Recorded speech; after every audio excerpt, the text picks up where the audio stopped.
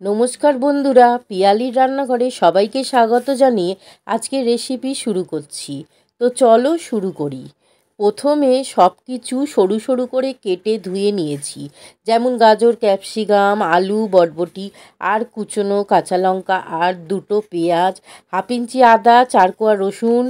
পেঁয়াজ আদা রসুনটা একসাথে কুচি করে কড়াইয়ে 1 চামচ তেল দিয়ে গরম হলে পেঁয়াজ আদা রসুন কুচোনোটা দিয়ে একটু ভেজে আলু, বরবটি, গাজর, ক্যাপসিকামটা লঙ্কা কুচি দিয়ে একটু ভাজা করে স্বাদ মতো নুন, 2 চামচ চিকেন মশলা দিয়ে ভালো করে মিশিয়ে 5 মিনিটের জন্য ঢাকা দেবো।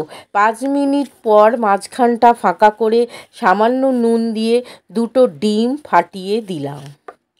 একটু ঝুরঝুরে করে ভেজে তারপর মিশিয়ে 1 চামচ গোলমরিচ গুঁড়ো দিয়ে আবারও ভালো করে মিশিয়ে শুকনো করে নামিয়ে নেব।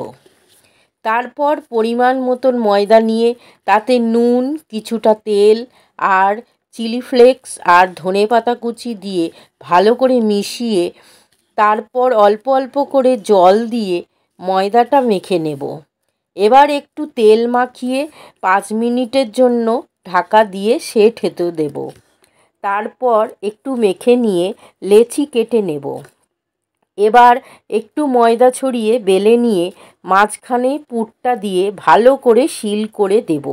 দেখো এইভাবে, অনেকটা মোমোর মতন একইভাবে সবগুলো করে নেব।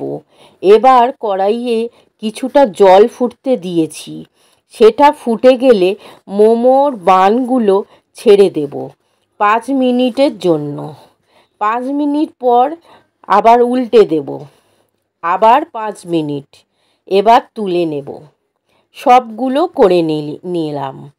আবার কড়াই বসিয়ে খুব সামান্য তেল দিয়ে তাতে কিছুটা কারি পাতা, 1 চামচ কালো জিরে, 1 চামচ সাদা তিল দিয়ে বানগুলো দিয়ে একটু এপিট ওপিট নাড়াচাড়া করে রং ধরে নামিয়ে নেব। বন্ধুরা, এটা এত সুন্দর খেতে হয়, খুব হেলদি একটা খাবার, খুব নরমও হয়, খুব সুস্বাদু। সকালে বা রাত্রিরে খাবার জন্য খুব ভালো। ভালো লাগলে পাশে থেকো বন্ধুরা।